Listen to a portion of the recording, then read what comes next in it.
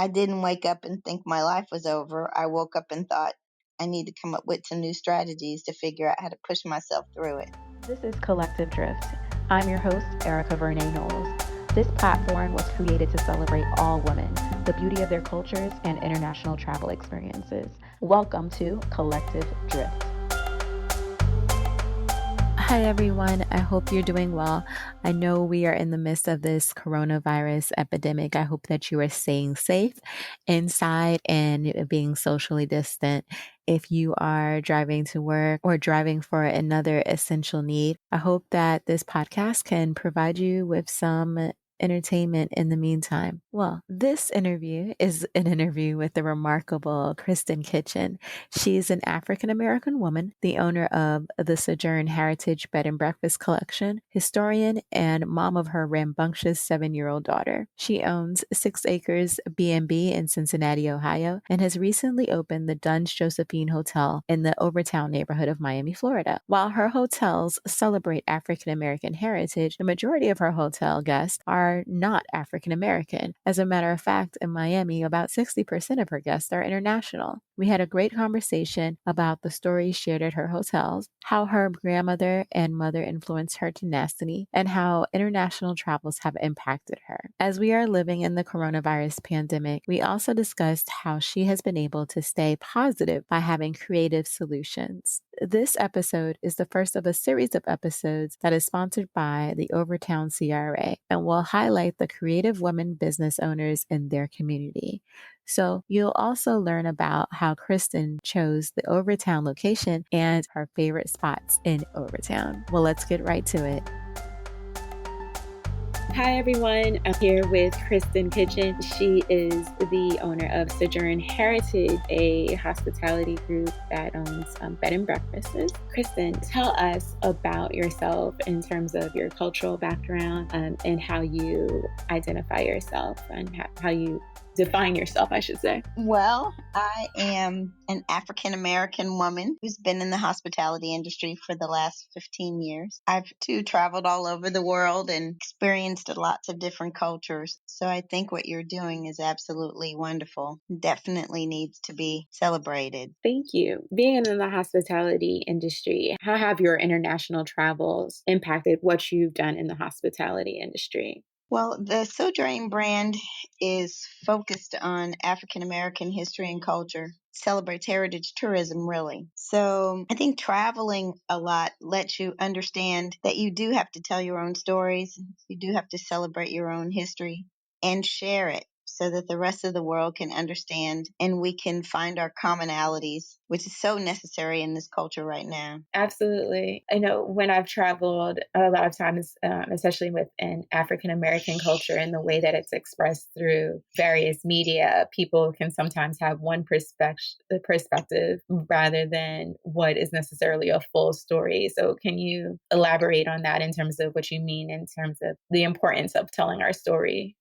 Well, I think in general, African American history is not taught. So it's not really taught to us, and it's definitely not taught to the greater populations in America. So at our bed and breakfast in Cincinnati, we have a process that we called Let's Share Life Over Breakfast. And it's really about creating a deliberative dialogue to start those conversations, to share our history and our culture, to find those similarities between people. I think we kind of have a free space at the table where we say there are no bad questions. You can ask me anything. I'm a historian by trade.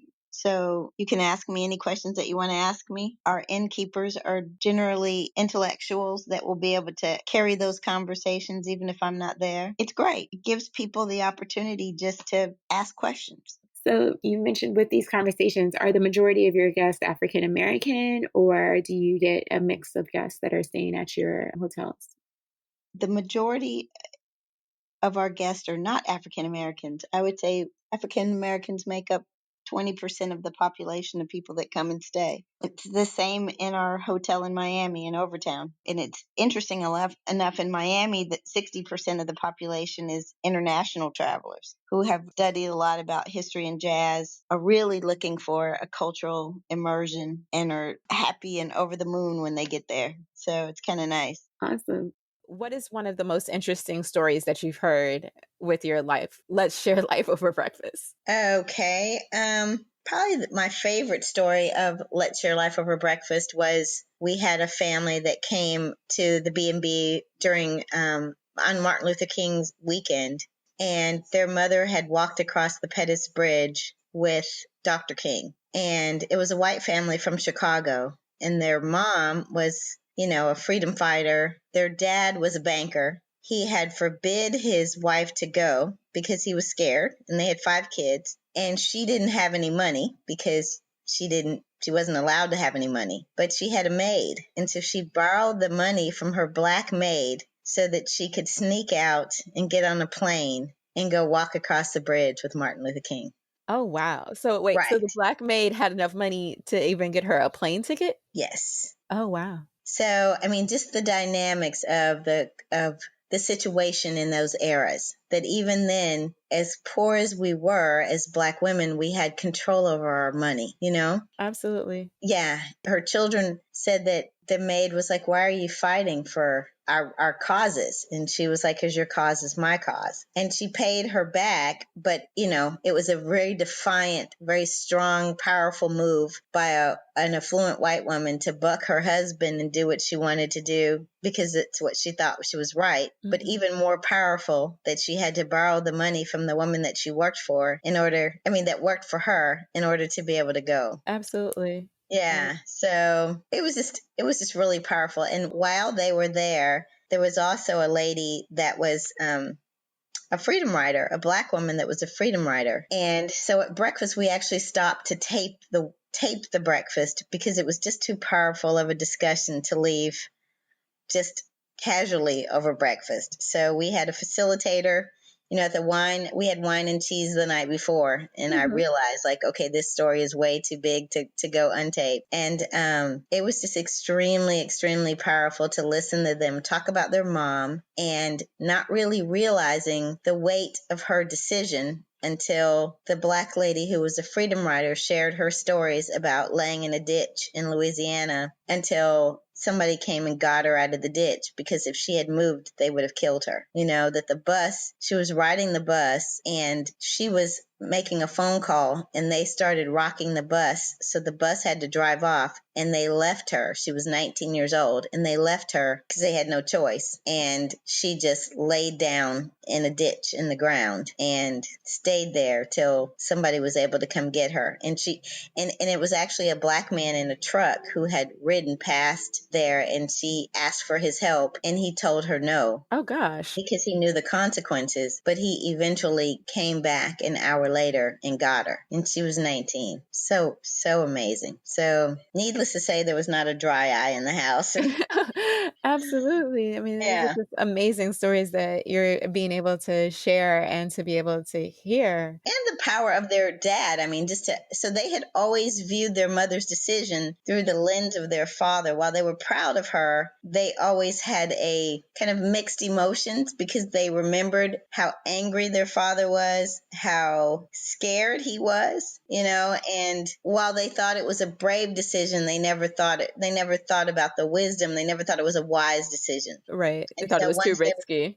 once they were sitting down talking to this woman who was in her 80s that could share these stories, they realized the importance of what their mother was doing. And they were very, very emotional about it because they'd never been shared with a first-hand account of the temperature of America for Black people in that time, Absolutely. I mean, that's Yeah. definitely an eye-opening experience for them and everyone in the room. I mean, I imagine that there must have been some connection to the hotel at that point for them to make that decision to stay with you. Was it based off of the type of history that you're sharing at the hotel? Yes. So every year on Martin Luther King's birthday, to celebrate their mother who had passed away, they find African American history to celebrate. So they'll go to a different city, or they'll choose to meet up because they kind of lived all over the country. They make a decision to meet up at a place and visit a site that celebrates him, therefore celebrating their mom. Our house is part of the Underground Railroad, but during Dr. King, during the week of his birthday at our Freedom Center, there's always a lot of events going on. So they were coming to celebrate us, but also, to attend some of the events for the King celebration. So it was just really, really a powerful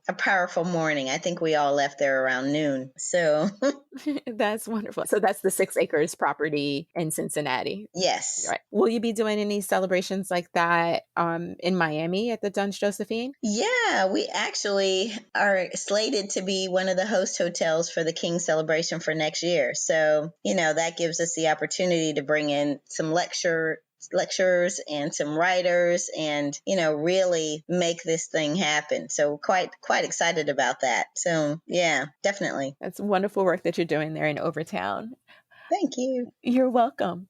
But I have had a great chance to share. A lot of people have been very happy about the hotel, happy about it having African American art on the walls, photos of iconic African American people on the walls. People have been very happy about that. That's wonderful. How did you choose Miami as a second destination to expand your hotel brand and Overtown Well, specifically? Miami is actually the launch of the brand. 6 Acres has been open for 15 years. So after having a bed and breakfast for 15 years, it was just time to expand. But in expanding, we kind of decided to build the brand of Sojourn Heritage and then pull 6 Acres kind of up under the brand. So when you're going to launch a new brand, a new historic heritage focused hotel, you got to pick a city that you're not going to fail in. So Miami and New York are the number 1 and 2 tourist destinations in the country. They flip flop. So we chose Miami because we knew that we were going to have a wonderful opportunity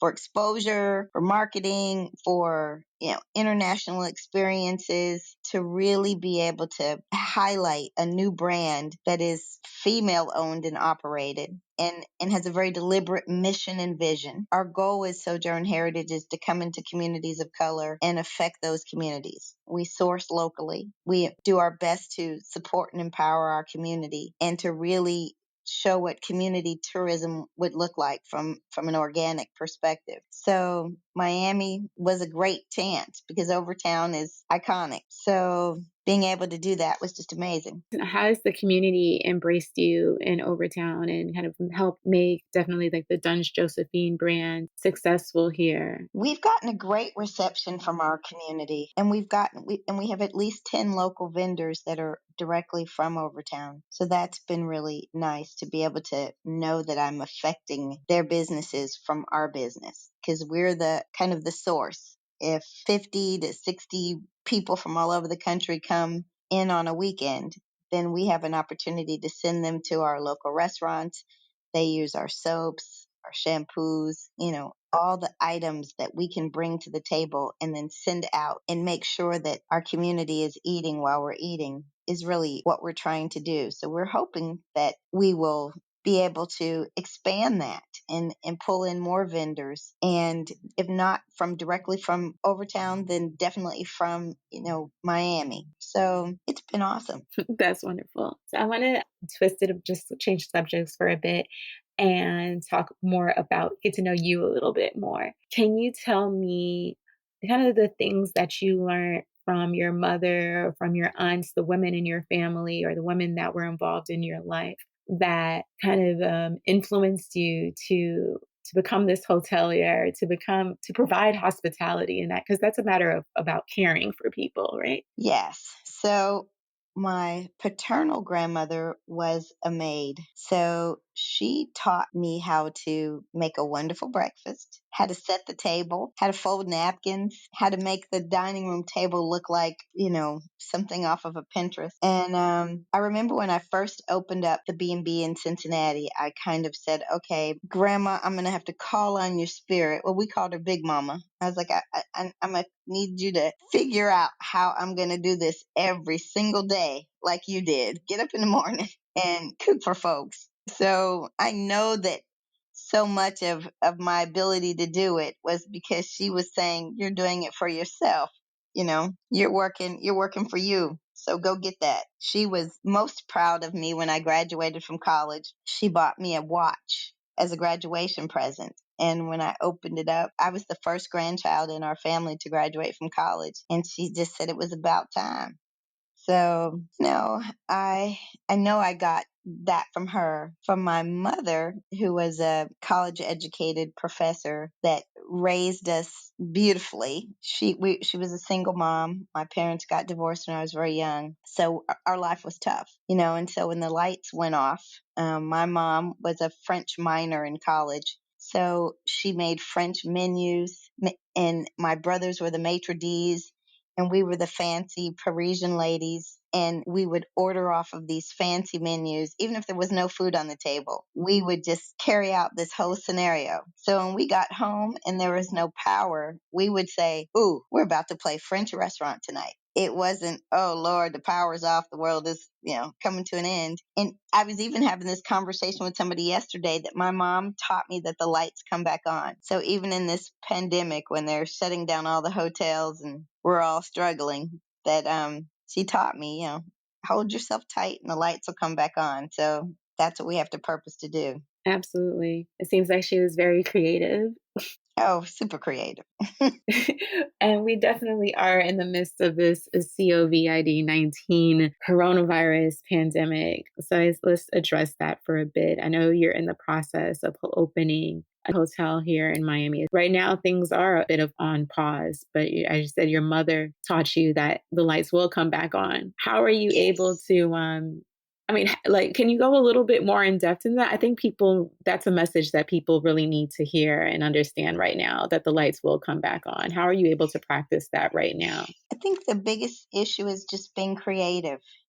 For me, Friday, when they sent a message that all the hotels were going to close unless you're open to essential travelers or essential people, then the first thing you have to do is identify who are those essential people and how can you get in touch with them. So, and then in this trauma, there are people that are doing well. So I'm working with a man who's got a cleaning business to help him get more business. Just, it's here, it's coming. Money is dropping down to mitigate it. So if you can't beat them, join them. So I'm just kind of trying to figure out all the different avenues and ways that we can still stay viable while the process is going on. And thinking positive and believing that I can do it is what my mother taught me. Just keep moving, keep it moving. So I didn't wake up and think my life was over. I woke up and thought I need to come up with some new strategies to figure out how to push myself through it. Absolutely. I find that through some of the conversations that I've had with women, that they kind of push through and to keep going. A lot of or may have a few daily rituals and things that are like, okay, these automatically start their day and get them going. Do you practice any daily rituals? Nah, my days start out with a 7-year-old who kicks my door in and tells me it's time to get up, or I have to drag her butt up out the bed. So if it's a weekend and she hasn't gotten up, I don't move. I don't move. I don't think. I don't do anything. I just lay there in peace until she kicks my door in. And then on the, Monday through Friday, I have to get up so early. I'm dreading waking up every morning because, here we go, dragging her out of the bed, convincing her to get a shower, getting her to focus so that we can make it to school on time every day. There is no mantra. If I pull that off and she's at her chair by 8:20, I'm doing it. I'm doing the happy dance. So I exhale. Whew, You exhale. did it. There's your moment. There's your breath There's my work. moment. No. I hear you. You've mentioned a lot of work that you're doing. I mean, you're a historian. You're running and operating the Duns Josephine 6 acres. You have a 7-year-old. And what is your favorite escape? What do you do to relax and kind of get out of that constant go zone? Sudoku puzzles. I think I work them. Sudoku or 7 little words. So those two are like my lay down before I go to sleep. That's how I unwind. I kind of do one or the other until I fall asleep. So I guess that is similar to a meditation because you're focused on that and only that rather than Exactly. having your mind on all of the other You have to distractions. pay attention, and you have to just give it, you kind of shift all your energy into that, because if you're thinking of other things, then you can't get the solution. So Sudoku is my go-to drug of choice. I probably have 100 books. Okay, you spoke about your international travels and learning that it was important to tell our story. What has been your favorite experience abroad? Well, during the last crisis in 2008, when the markets crashed and we were all going to go to hell in a handbasket, I was, thick into the real estate markets. So I spent from September 16th, 2008, when Lehman Brothers failed, and my whole portfolio was with Lehman Brothers, till December, January, just paralyzed, staring at CNN, thinking it was over. But then I got to a point where I got angry with myself. And I said, okay, you grew up with a woman who could make a way out of no way. And if you've gotten to the point where you really think you're going to lose it, you need to go serve somebody. So I took 2 months off and went to an orphanage in Africa and worked with children that didn't have parents that could get up and praise God every day. It was kind of that balance, that centering that I needed. So at the end of my 2 month stay, I came back home, dusted off my degrees, put my hat back out there, started lecturing, got on the lecture circuit, and bailed myself out of it at that moment. So that was pre-baby. So it was a little bit easier to do. It was just that having that experience to first of all, to be quiet where there's no phone working and no TV working and no, limited internet services. I could really get into being in Kenya and learning with the women and spending time with the families, and it was awesome. It was good for me. I went to Kenya. I stayed in a little place called North Kenagope, which is, you fly into Nairobi and drive north an hour or so. So it was cold, and you don't think of Africa as cold, but it was very cold. The ticket was that they would light a little fire in my room, and I needed to get to sleep before the fire went out, or you're just going to be miserable. It was that recentering, that regeneration of what do we really need, and I think what I realized on the way back home, I was kind of thinking, this is one of those moments where you can figure out what do you really need. And I had so much stuff, just so much stuff. And I read Eckhart Tolle's book, and in his book he says the ego has an insatiable appetite, and the more you feed it, the hungrier it gets. And he said at some point man will understand that God and the ego can't live in the same house. And so I didn't think that I had this huge ego, but when I looked at this mass amount of accumulation, it couldn't be ignored, you know? So it kind of got me back to the root, kind of got me into a place where I think now, do you really need that? Separating if I can't even remember what it was that I was looking at on Amazon 3 days ago, I clearly didn't need it. So being there and just being with people that were, economically disadvantaged, but so spiritually advantaged, just really made me want to pull my life down to a simpler place and to hang on to that. So, and kind of remember how I grew up. Absolutely. You speaking about like their spirituality there. What was that experience? You spoke about the takeaways from it, but what was that feeling that you got from them, or what were you seeing directly? A soulfulness that was so familiar.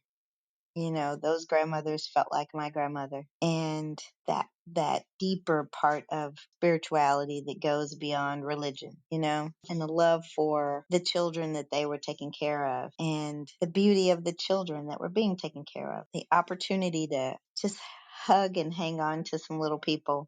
There was a little boy there that he fell, and the woman who ran the orphanage asked me if I thought he needed to go to the doctor because he had a big knot on his head. Now, going to the doctor means, they got to get in a van and drive on roads with no, bumpy roads, dirt roads, and it's an ordeal. And I said, well, the same thing happened to me when I was his age. I was like, we just let him go to bed.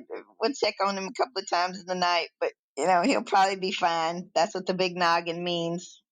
So, but I just, kind of rocked him to sleep. And the next morning, he was running around playing with all the other kids, having a great time. And when he saw me, he looked like, oh, wait, shoot, I'm supposed to be hurt. So he turned and he started crying.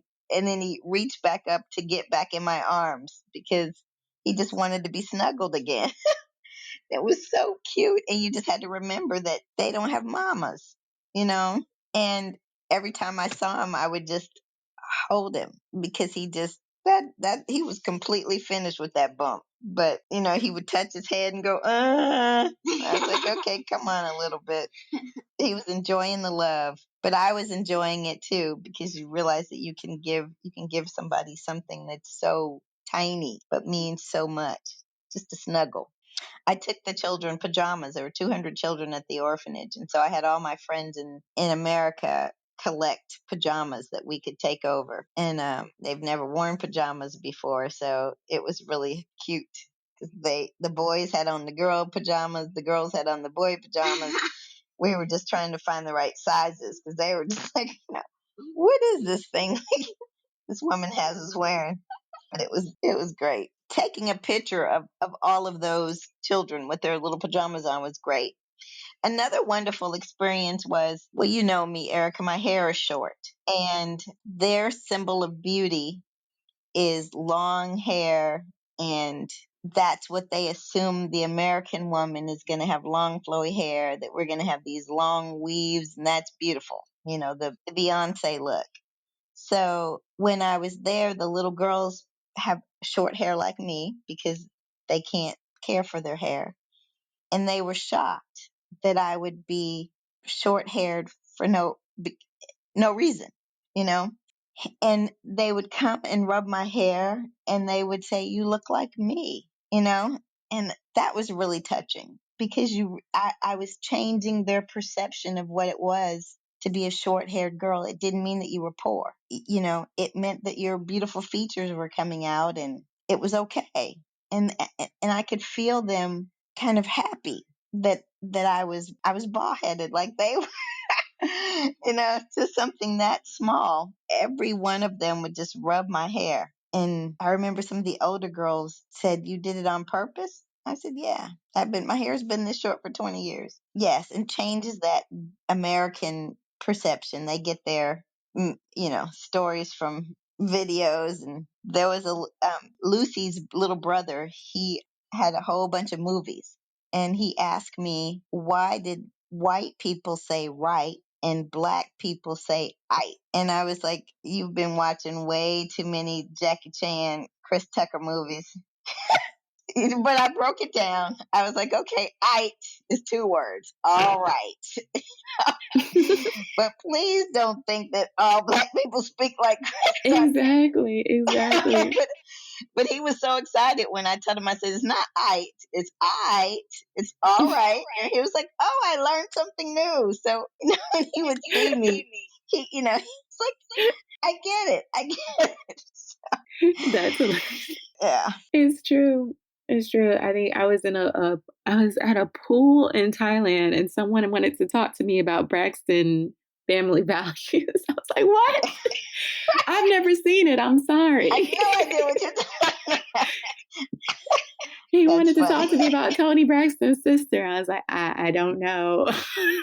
Don't know anything about her. I don't know anything about it, but it's true. It takes me back to what you were saying earlier, how it's important for everyone's story to be told and how you're able to do that at your hotels. It's definitely significant and it's part of what I'm doing. It's part of what you're doing. Right. This storytelling is, you don't know the stories unless you've heard them, unless you've sat down and had these conversations. And they're not common conversations to have these multicultural discussions. And they have to be really intentional. So I really appreciate what you're doing. Thank you. Thank you. You're welcome. I wanted to give you a chance to tell us more about Duns Josephine, which you have now in operation. The Duns Josephine is a 15-room boutique that's focused on the Harlem Renaissance because it's located in Overtown, which was called the Harlem of the South. So the rooms are all themed from members of the Harlem Renaissance. And what we tried to do is infuse the history of Overtown as the backdrop to the bigger story of the Harlem Renaissance in New York. So it's kind of a combination of the two Harlems. So we chose members of the Harlem Renaissance who had either played at the Lyric Theater, Josephine Baker, who broke the color line in Miami, Augusta Savage, who's from Florida, Zora Neale Hurston, of course, who's from Florida. So we kind of were very deliberate in making sure that the people that we selected from the incredible artists and entertainers and writers and performers from the Harlem Renaissance had a history and a connection to Miami. Awesome. And can you tell me about kind of the hospitality that the hotel provides and how you're able to service customers? What's the treat? Like, what should I expect when I'm there? Well, when you book a room, you get a bottle of wine that's made by an African American winemaker. That's complimentary from the hotel. There's a continental breakfast that's served every morning, and it's, a communal style where we encourage people to sit at the tables and chairs and do just what I was saying with the deliberative dialogue. We do wine tastings or just event in the lobby, usually on Friday nights. We're trying to set up having a jazz set every Friday night, maybe just a little happy hour thing. But it's really just become a warm communal space where people come and sit in the lobby and chat, socialize, get to know each other, very similar to the experiences at 6 Acres. So I want those doors to be open and for people to come in and visit. The lobby's not just for paying guests, it's for the community. Absolutely. I've attended one of your wine tastings and I enjoyed the wine. I enjoyed the atmosphere. It's absolutely beautiful. I love the way that it's very themed with the blues. It's just very royal. Thank you. Thank you. You're welcome. And like, if anybody needs to do a little photo shoot, they should definitely go take advantage of We do that a lot too. I wanted to know, and this is a question I ask most of the interviewees, is what is a question that you would like to ask all women? What would I ask all women? If you could ask all women one question, what would that question be? Maybe what do you dream of when you dream? What do you dream of? Okay. Well, I toy between being a hotel mogul and having, 50 hotels that are all focused on African American history and culture all over the world, to laying on the beach doing absolutely nothing and that being okay too. Somewhere between working like a slave and doing nothing. You know what I mean? So, Yes. to balance. Yes. Right now I have the opportunity to look at and take on some more projects, and then I think, Kristin, what? So, what at the end of the day do I want?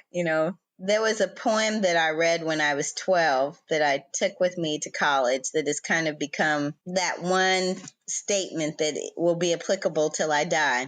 And the poem is written by a man named Javon, and it says, "One day I said to God, I'm going to search the world over to find the meaning of my existence. I'm going to find the talents within me and develop them to the best of my ability. I'm going to make the most of this life that I have been given, and I'm going to do this without infringing on anyone else's opportunities to do the same." And God replied, "I couldn't ask for anything else." There are many days that I say, am I maximizing my opportunity to find the talents within me and develop them to the best of my ability? You're hopefully inspiring other women to have dreams that are similar to yours, or Yes, I do hope that. I know that we are a rarity in the hotel market, and that bringing femininity to any industry is a benefit. We clearly understand that we need less testosterone in the world so we can make it a better place. So I feel like this is a good thing. I think our approach to community tourism is definitely a more sensitive, less bottom line focused approach. While I'm focused on the bottom line, exactly. not so much that I'm not going to stop and make sure that everybody has a cup of water. Exactly. So Speaking of community, what are some of your favorite places in Overtown or things to do I in love Overtown? Overtown. I mean, for my birthday, my little girl took me to Groove and Bean Coffee Shop, and she had $25. So she told Monique, who's one of the co-owners, "Don't worry, Miss Monique, I'm paying for everything. It's my mama's birthday. I'm paying for everything." But I love that place. We have so many wonderful little places. Yesterday we ate at the House of Wings. We always go to Jackson Soul Food. My little one loves Jackson Soul Food. I love our new art gallery, the Hampton Art Lovers. He's got some pieces in there that I want to buy that, I'm just waiting to make $1 million so that we can buy them. But there's so many. We're getting the Red Rooster, obviously. I got a chance on Friday to take a tour of that place, and oh my God, when it opens, it's just going to set Overtown on fire. I mean, it is just gorgeous on the inside. I mean, just you could spend 20 minutes just staring at the floor that they put in the terrazzo tile with a sunburst, and Oh, the trim wow. is different from the tile. And I mean, just is amazing, amazing, amazing, amazing. And we So, know the food is going to be good there. oh yeah, we have the little greenhouse grill. That's a wonderful place, and Overtown's full of great foods and wonderful places to come and hang out now that it's just growing, and I'm just looking forward to it. We get our soaps from the black woman who owns Eben. Hmm. It's a soap and hair care products, makes hair care products, soaps, all kinds of things. And the soaps are just amazing. My guests go to her place immediately after they stay at the hotel. And, it's been a wonderful relationship because they're happy to go and buy it and take it home with them. I get my hair cut in Overtown. This is wonderful. It's wonderful, wonderful, wonderful. Great. And then for my final question for you, what is your definition of a woman? For me, the power of being a woman, when you really get what being a woman is, that the beauty of understanding just how powerful you are and grasping that ability to step into it, to really get that you can move the whole world once you realize that that's within your power. Using all that God gave you, both your masculinity and your femininity, to get that done, to find that perfect balance is probably the greatest challenge that most strong women face. But just understanding that you have the power and that it's almost your right to move that mountain, you know? It's like having that power and that strength to make that movement, but then also having the lightness and still being feminine within that. Yes. And that there's the movement is in that femininity, that's just as powerful. It's Hmm. just how do you manage that? Absolutely. That's probably the greatest balance that we are trying to achieve at all times. Well, thank you, Kristin, very much. I enjoyed the stories with you, and I'm looking forward to having more experiences at the Duns Josephine Hotel in Overtown. Well, thank you so much for inviting me onto your podcast. I really appreciate you. And these kinds of little opportunities to do a little marketing are invaluable to a new startup. So we really, really, really appreciate you. You're welcome. Oh, and how can people find you? www.duns-josephinehotel.com. And our phone number is 1-877-571-9311. Wonderful. Well, thank you so much. Thank you. Take care. You too. Bye-bye. Bye-bye. Well, thanks so much for listening. If you haven't already, please subscribe to Collective Drift on YouTube. And remember to like this episode if you enjoyed it. Feel free to leave a comment as well. And definitely check out the Collective Drift website. That's collectivedrift.com. Have a great day, great evening. Stay safe, stay inside.